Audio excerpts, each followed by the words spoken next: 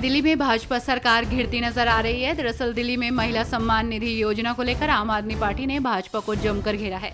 इसे लेकर आप नेता आतिशी ने कहा कि बीजेपी की सरकार ने 2500 रुपए की योजना के लिए कई शर्तें थोपी हैं। उन्होंने कहा, चुनाव से पहले पीएम मोदी ने गारंटी दी थी, दिल्ली की हर महिला को हर महीने 2500 रुपए दिए जाएंगे। कहा था पहली कैबिनेट में योजना पास होगी और पहली किश्त 8 मार्च को आएगी।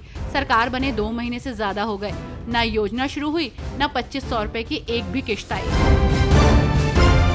राजस्थान के मुख्यमंत्री भजन लाल शर्मा और केंद्रीय ऊर्जा, आवासन एवं शहरी मामले के मंत्री मनोहर लाल खट्टर ने मुख्यमंत्री निवास पर ऊर्जा विभाग और शहरी विकास विभाग की राज्य स्तरीय समीक्षा बैठक की है। इस बैठक के दौरान उन्होंने राज्य में विद्युत व्यवस्था को सुदृढ़ बनाने के साथ ही शहरी क्षेत्रों में आधारभूत ढांचे को मजबूत करने के संबंध में आवश्यक दिशा निर्देश दिए। कांग्रेस के नेता उदित राज ने कहा कि कांग्रेस अध्यक्ष मल्लिकार्जुन खड़गे और लोकसभा में विपक्ष के नेता राहुल गांधी द्वारा प्रधानमंत्री को लिखी गई चिट्ठी में पहलगाम हमले को लेकर संसद का विशेष सत्र बुलाने की मांग की गई है। उन्होंने कहा कि अन्य विपक्षी दल भी इसी मांग का समर्थन कर रहे हैं।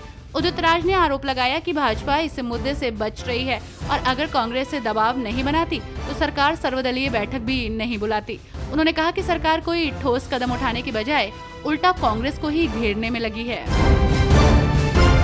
यूपी के रायबरेली में जिला विकास समन्वय एवं अनुश्रवण समिति की बैठक हुई है। इसमें शामिल होने के लिए सांसद और सदन में नेता प्रतिपक्ष राहुल गांधी भी पहुंचे। बैठक के दौरान सांसद ने युवाओं को रोजगार दिलाने में घालमेल पकड़ लिया। दरअसल बैठक में राहुल गांधी ने कहा कि सूची में शामिल 25 युवाओं की रैंडम जांच कराई गई है। इसमें मात्र 3 युवाओं ने ही बताया कि रोजगार मिला है, 10 युवाओं को अब तक रोजगार नहीं मिला। उन्होंने नाराजगी जताते हुए कहा कि ऐसी भ्रामक सूची कतई न भेजी जाए।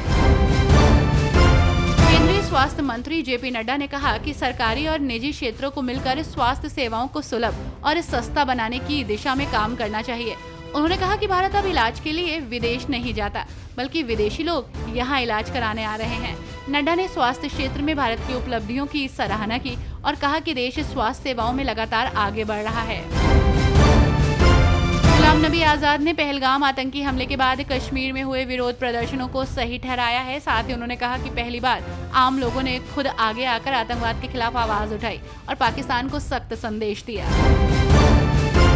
राष्ट्रीय जांच एजेंसी ने जिप लाइन ऑपरेटर को बुलाया है, जो 22 अप्रैल को पहलगाम में आतंकवादी हमले के समय अल्लाह अकबर का नारा लगाने वाले पर्यटक के वीडियो में पाया गया था। एनआईए द्वारा जिप लाइन ऑपरेटर को तलब किए जाने पर जम्मू कश्मीर के भारतीय जनता पार्टी के प्रवक्ता अल्ताफ ठाकुर ने कहा कि ऐसा नहीं किया जाना चाहिए। हिमाचल के सरकारी स्कूलों में शिक्षकों के युक्तिकरण नियमों में बदलाव किया गया है। गंभीर बीमारी से जूझ रहे विधवा और दिव्यांग शिक्षकों को तबादलों में छूट मिलेगी। शिक्षा निदेशालय में 5 और 6 मई को होने वाली बैठक में नई गाइडलाइन पर चर्चा होगी।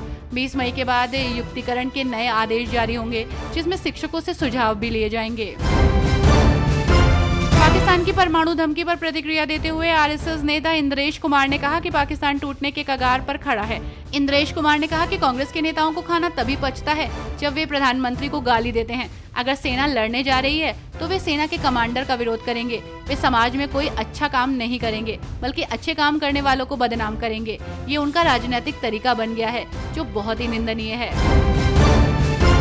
कर्नाटक के मंगलुरु में मॉब लिंचिंग के आरोप में 12 लोगों पर मामला दर्ज किया गया है। ये घटना रविवार को हुई, जब स्थानीय क्रिकेट मैच के दौरान कथित तौर पर पाकिस्तान जिंदाबाद का नारा लगाने पर भीड़ द्वारा एक व्यक्ति की पीट कर हत्या कर दी गई। कर्नाटक के गृह मंत्री जी परमेश्वर ने मामले की जांच का आश्वासन दिया। उन्होंने ये भी बताया कि पीड़ित की तुरंत मौत नहीं हुई, बल्कि बाद में उसकी मौत हो गई। जांच जारी है और आगे की जानकारी का इंतजार है।